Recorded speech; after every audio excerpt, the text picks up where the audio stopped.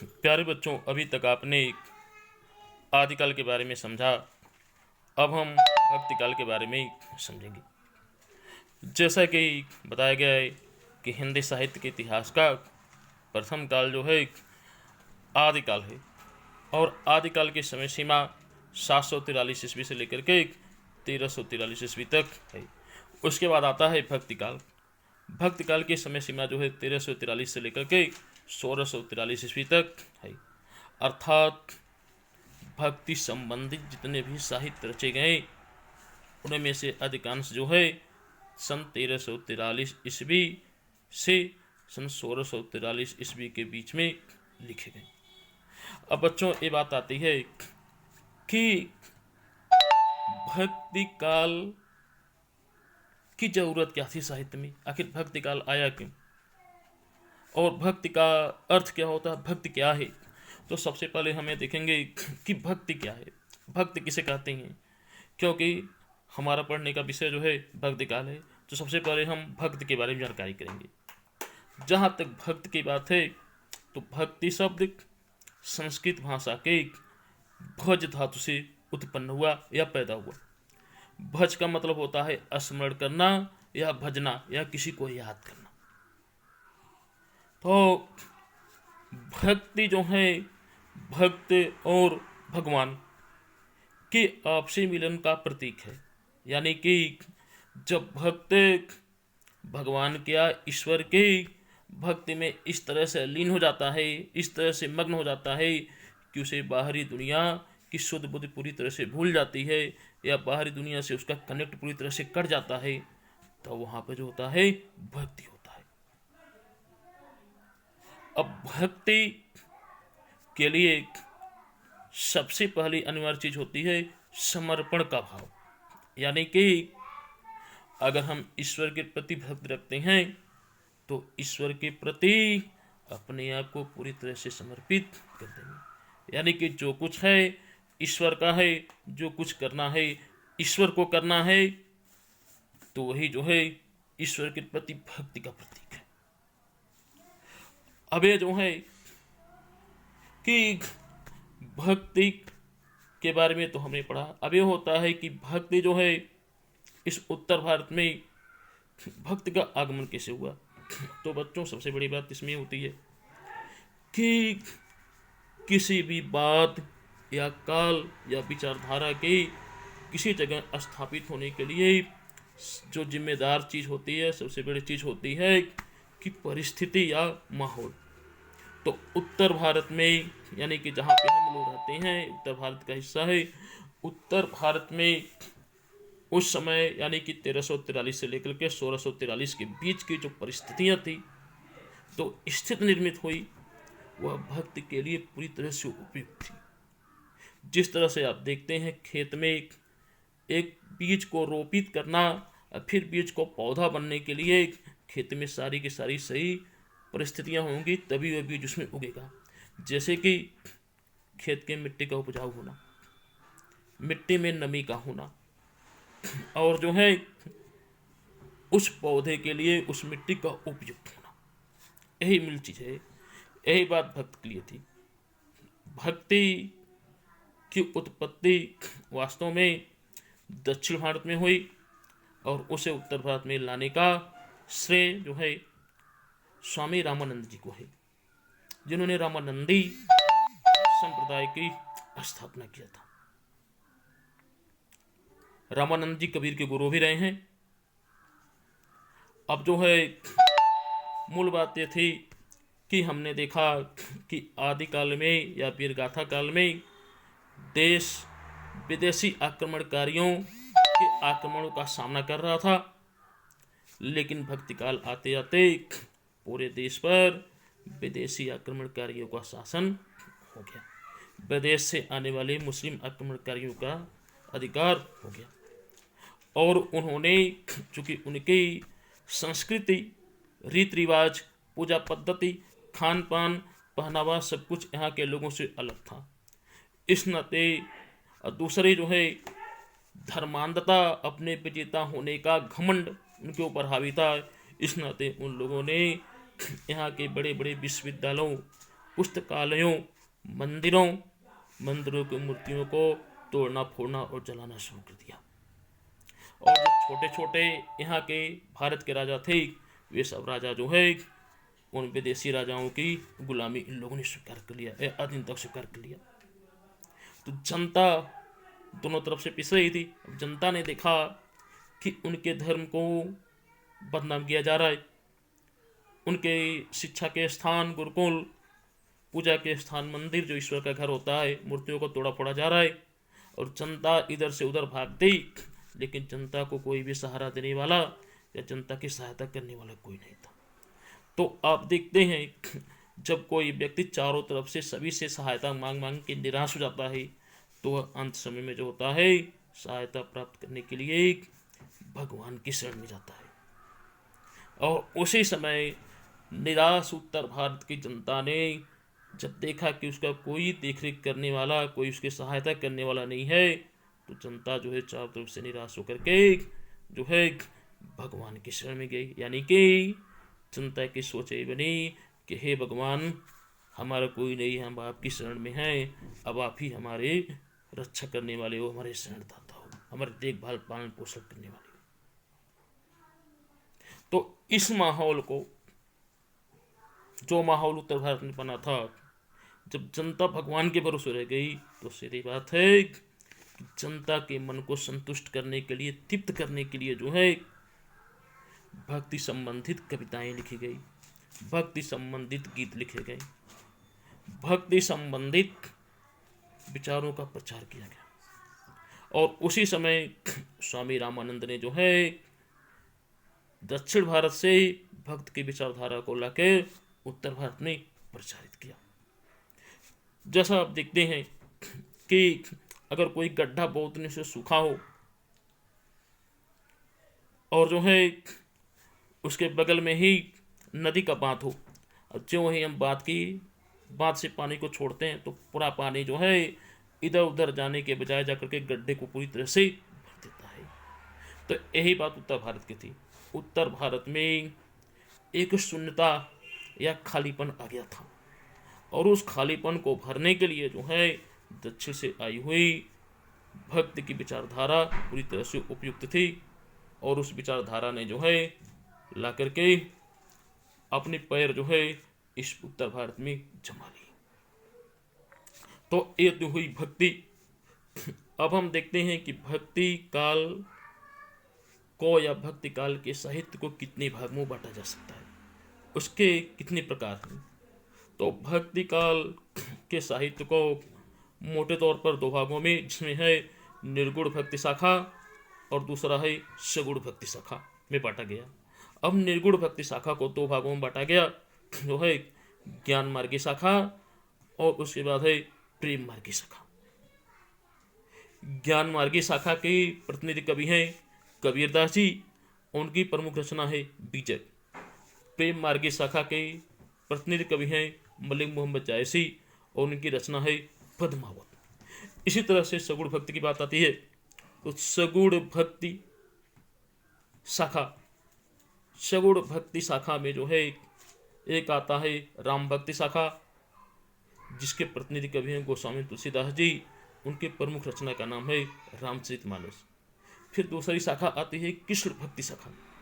कृष्ण भक्ति शाखा के प्रतिनिधि कवि हैं सूरदास जी और उनकी रचना का नाम है सूरसागर। तो यहाँ पर हमने इसका वर्गीकरण देखा, लेकिन इसमें जो हमने वर्गीकरण किया कि निर्गुण और सगुण भक्ति, तो हम ये देखना चाहेंगे कि निर्गुण भक्ति क्या है और सगुण भक्ति क्या है। जैसा कि आप जान रहे हैं, निर्गुण भक्ति यानी कि निर्गुण भक्ति शाखा में जो कवि थे, उन कवियों ने अपने आराध्य देव के रूप में जो है किसी मूर्ति की, किसी व्यक्ति विशेष की पूजा नहीं किया। इन्होंने जो है निर्गुण निराकार ईश्वर की आराधना किया। यानी कि इनके ईश्वर का न तो कोई रूप था, न कोई रंग था, न कोई आकार था, न ही उसने किसी के पुत्र के रूप में जन्म लिया, न वह अपनी उम्र को पूरी करके मृत्यु को प्राप्त हुआ। इनका ईश्वर अनित्य है, अजर अमर है, वह कभी मरता नहीं है, वह दिखाई नहीं देता है। निर्गुण भक्ति की यही विशेषता है। निर्गुण भक्ति में ईश्वर को प्राप्त करने का मुख्य साधन है जो है विभिन्न प्रकार के ज्ञान और गुरु के माध्यम से प्राप्ति। अब निर्गुण भक्ति की पहली शाखा जो है ज्ञान मार्गी शाखा, जिसके प्रतिनिधि कवि कबीरदास जी हैं, उसके बारे में जानेंगे। ज्ञान मार्गी शाखा यानी कि निर्गुण भक्ति की ऐसी शाखा जिसमें ईश्वर को ज्ञान के द्वारा प्राप्त किया जाए। ईश्वर को ज्ञान के माध्यम से प्राप्त किया जाए। इस शाखा के कवियों ने जो है ईश्वर को अपना प्रेमी और अपने को ईश्वर की प्रेमिका या स्त्री माना है, और इस तरह से उन्होंने जो है ईश्वर की उपासना किया। लेकिन उन्होंने निर्गुण ईश्वर की उपासना किया, बाह्य आडंबरों का विरोध किया। जैसे कबीर ने कहा है कि जो है दुनिया ऐसी बावरी कि पत्थर पूजन जाए, घर की चकिया कोई नहीं पूजे, चेकर पीसल खाए। यानी कि जो मूर्ति पूजा है, अन्य चीजें हैं, उसका ज्ञान मार्गी निर्गुण कवियों ने जो है विरोध किया। इन्होंने सहजता पर विशेष जोर दिया। उसी तरह से हम आते हैं निर्गुण शाखा के प्रेम मार्गी शाखा। प्रेम मार्गी शाखा जिसके प्रतिनिधि कवि मलिक मोहम्मद जायसी हैं, जिन्होंने पद्मावत की रचना किया। प्रेम मार्गी शाखा के कवियों ने जो है हिंदू घरों में प्राचीन काल में प्रचलित राजकुमारों, राजा और रानियों की प्रेम गाथाओं के माध्यम से ईश्वर की आराधना किया। इन्होंने एक प्रकार से रूपकत्व निरूपण किया। जैसे कि जायसी का पद्मावत है, तो जायसी ने इसमें जो है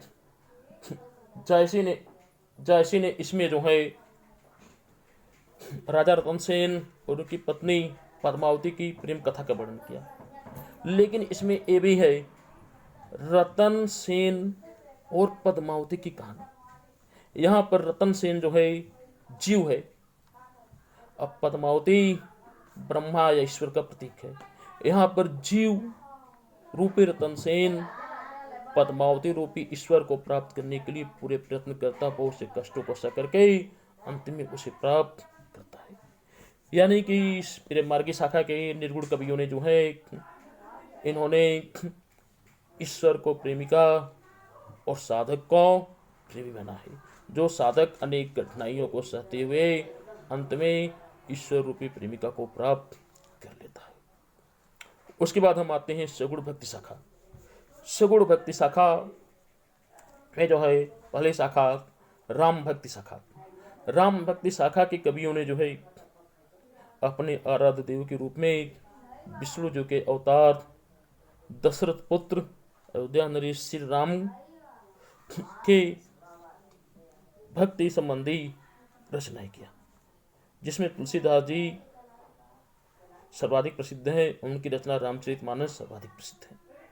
इस काल के कवियों ने सगुण रूप में प्रभु श्री राम के गुणों का अपने काव्य में वर्णन किया। इन्होंने कहा कि इनका राम दशरथ जी के पुत्र हैं, माता कौशल्या के पुत्र हैं, और उनकी पत्नी सीता है, और वह जो है संसार से पापियों को नाश करने के लिए लीला करने वाले हैं, लीला पुरुषोत्तम है, नित्य लीलाएं करते रहते हैं। जब जब संसार में जो है उनकी जरूरत पड़ती है तब तक प्रभु जो है अवतार ग्रहण करता है। अतः इन्होंने अवतारवाद को मान्यता दिया। अब हम आते हैं कृष्ण भक्ति शाखा। कृष्ण भक्ति शाखा में कवियों ने जो है विष्णु जी के ही अवतार देवकी पुत्र कृष्ण की लोक रंजक चरित्र का वर्णन किया। चाहे कृष्ण की बाल लीलाओं का वर्णन हो या कृष्ण की प्रेम लीलाओं का वर्णन हो, इन कवियों की रुचि कृष्ण के बाल लीलाओं प्रेम लीलाओं में अधिक रमी, और इन कवियों ने कृष्ण के जीवन के विविध खंडों का जो है अपनी सरस और मधुर वाणी में निरूपण किया। इनमें भी कृष्ण को विष्णु जी का अवतार माना जाता है, जो कि इस धरती पर अत्याचारों के अंत के लिए आए थे। तो हमने देखा कि भक्ति काल की सभी शाखाओं में जिस प्रकार से जो है निरूपण किया गया, अब इसमें जो है हम ये देखेंगे कि भक्ति काल की प्रमुख प्रवृत्तियां, यानी कि प्रवृत्तियां विशेषताएं क्या क्या है। तो भक्ति काल की प्रमुख प्रवृत्तियां विशेषताएं यहाँ पर दी जा रही हैं। पहली प्रवृत्ति का नाम है नाम का महत्व, यानी कि भक्ति काल की कवियों ने ईश्वर के नाम स्मरण पर विशेष जोर दिया, चाहे वे सगुण हो या निर्गुण हो, लेकिन ईश्वर के नाम स्मरण पर विशेष ध्यान दिया। जैसे कि राम नाम का स्मरण जो है सगुण विचारधारा में तुलसीदास ने भी विशेष महत्व दिया उसको, और कबीर निर्गुण होकर के कबीर ने भी राम नाम के स्मरण को विशेष महत्व दिया। स्वर ने कृष्ण के स्मरण को विशेष महत्व दिया। इसी तरह से गुरु का महत्व, भक्ति काल में गुरु को ईश्वर के बराबर महत्व दिया गया है। ये माना जाता है कि गुरु ही ईश्वर से मिलने के रास्ते को दिखाता है, रास्ते को बताता है। कहीं कहीं तो कविताओं में भी है कि गुरु को ईश्वर से भी बड़ा माना गया है। जैसे कबीर ने कहा है, गुरु गोविंद दो खड़े काको लागो पाई, बलिहारी गुरु आपने गोविंद दियो बताई। यहाँ पे कबीर ने गुरु को ईश्वर से भी बड़ा माना। गुरु ही जो होता है भक्त का भगवान से साक्षात्कार कराता है। अनिर्णय के धार में फंसे हुए भक्त को ज्ञान रूपी प्रकाश दिखा करके वहां से निकालता है। तो इस नाते गुरु का महत्व इस काव्य शाखा में सर्वाधिक है। भक्ति भावना की प्रधानता, इस युग के कविताओं में ईश्वर भक्ति की प्रधानता सर्वाधिक रही है,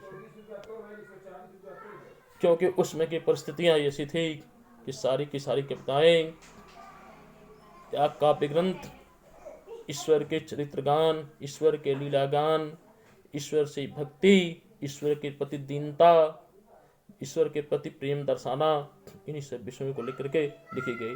यानी कि उस समय की कविताओं का मूल विषय ईश्वर की भक्ति ही थी। चौथा में आते हैं बाह्य आडंबरों का विरोध। इस काल के कवियों ने जो है बाह्य आडंबर, जो कि धर्म में धीरे धीरे अनेक प्रकार के आडंबरों का समावेश हो गया था, अनेक प्रकार के अंधविश्वासों का समावेश हो गया था। अतः इस काल के कवियों ने धर्म की सफाई पर विशेष जोड़ दिया और इन बाह्य आडंबरों, जो कि धर्म के अभिन्न भाग नहीं थे, उनको निकालने का काम किया। जैसे मूर्ति पूजा, माला जाप, तीर्थ यात्राएं, इस पर बहुत से कवियों ने जो है अपने अपने विचार रखे और हर प्रकार से इनका विरोध किया।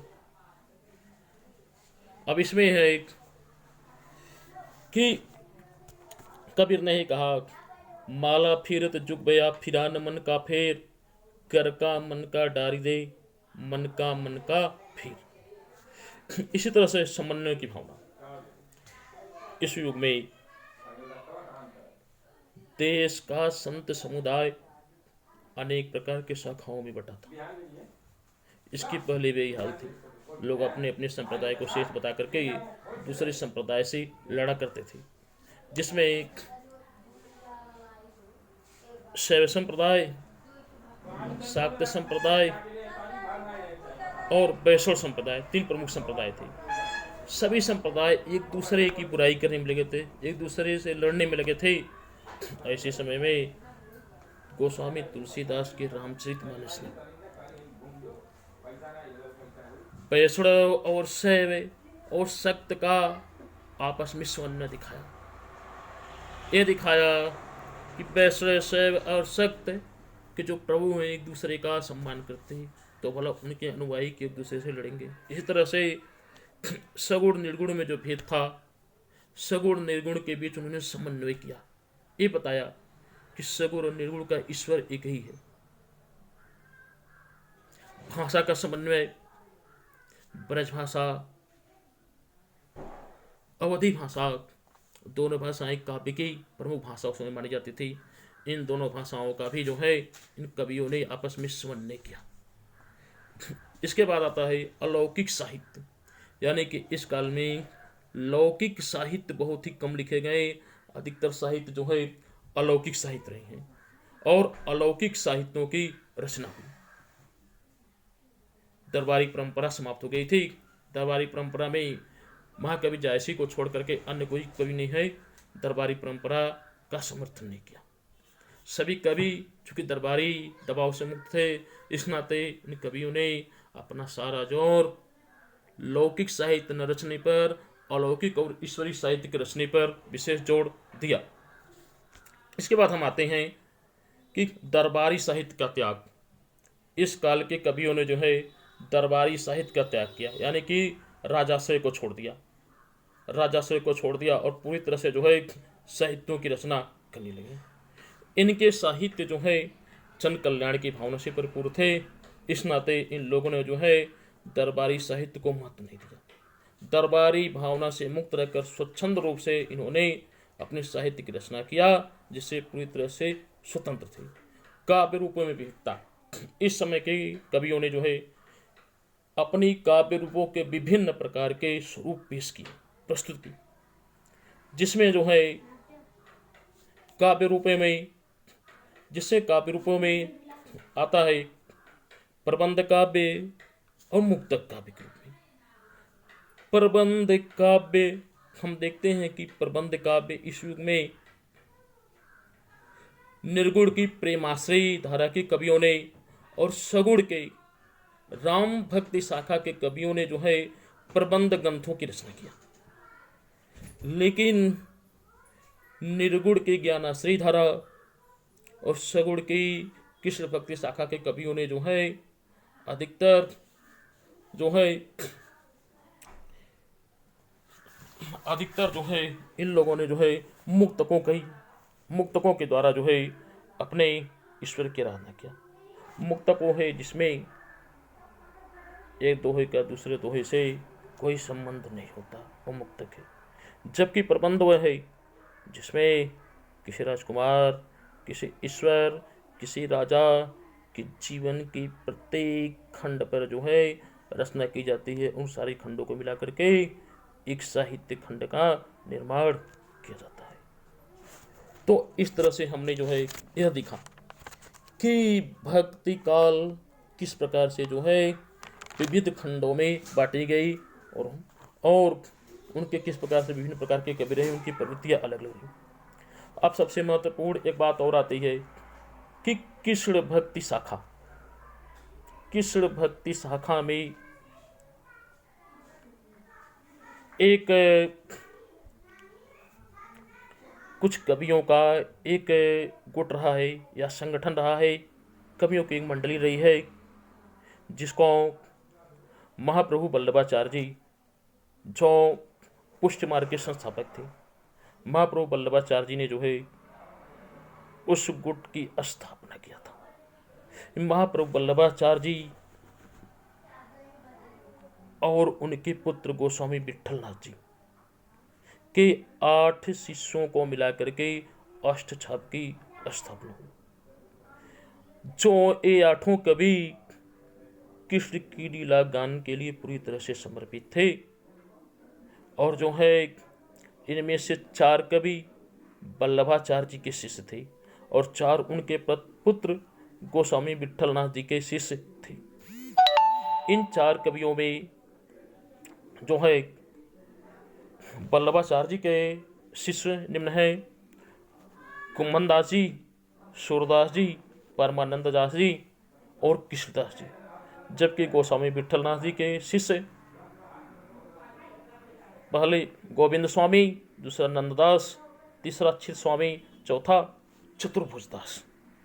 ये चारों कवि, इन 4 कवियों को मिलाकर के 8 कवि रहे हैं। और जो है इस तरह से सन 1565 ईस्वी में गोस्वामी वल्लभाचार्य जी के पुत्र गोस्वामी विठलनाथ जी ने जो है इन 8 कवियों को मिला करके अष्ट छाप की रचना की, जिन्हें अष्ट सखा भी कहा जाता है।